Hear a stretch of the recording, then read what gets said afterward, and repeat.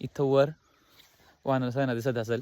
एवढ्या थंडी गारठ्यात उठून, आत्ता 6:30 वाजलेत, एवढ्या थंडी गारठ्यात उठून आणि शेताच्या बांधाला बसलोय मी, उभं राहिलोय का ते वांदरं खाली येऊन नुकसान नाही करू म्हणून.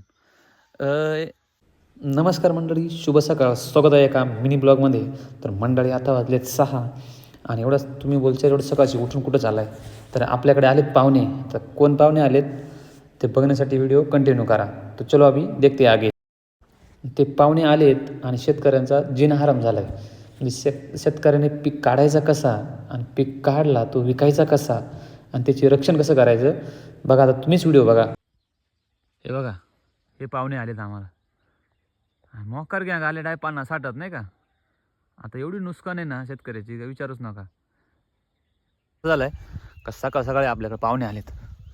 तर पाहुणे असे आलेत की वानरच आहे ना, आणि शेतकऱ्याने जगायचं कसं हे सांगा फक्त. असा विषय झाला आहे की वानरं अशी नुकसान करतात का विचारूच नका नाही का. तर याच्यावर शासनाने काहीतरी तोडगा काढा.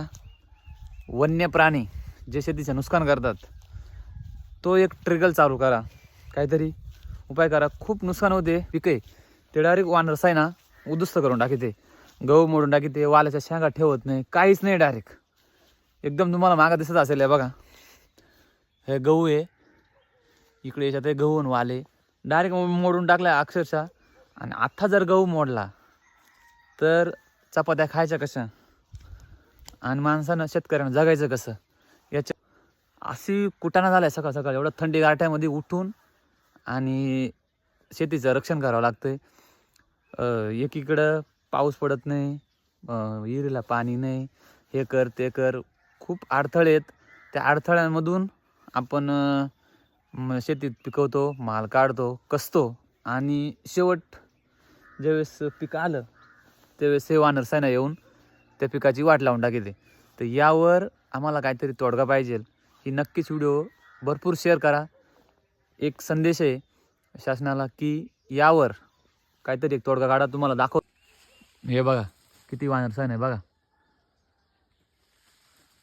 50-60 वानर सैना आली डायरेक्ट वानरं. तर शासन फक्त बोलतंय की आम्ही वन्य प्राणी जे नुकसान आहे त्याच्यासाठी स्टिकर लागू करू. ते कधी लागू करणार ते सांगता येत नाही. पण माझी एक विनंती आहे शेतकऱ्याची की लवकरात लवकर तो ट्रिगर लागू करा, जेणेकरून आमचा फायदा होईल. एवढी नुकसान होते 100%पैकी 90% माल, 80 ते 90% माल हे वानरं ज्यावेळेस पिकाला काढायचं वेळ आली त्यावेळेस नुकसान करून टाकतात. हे बघा.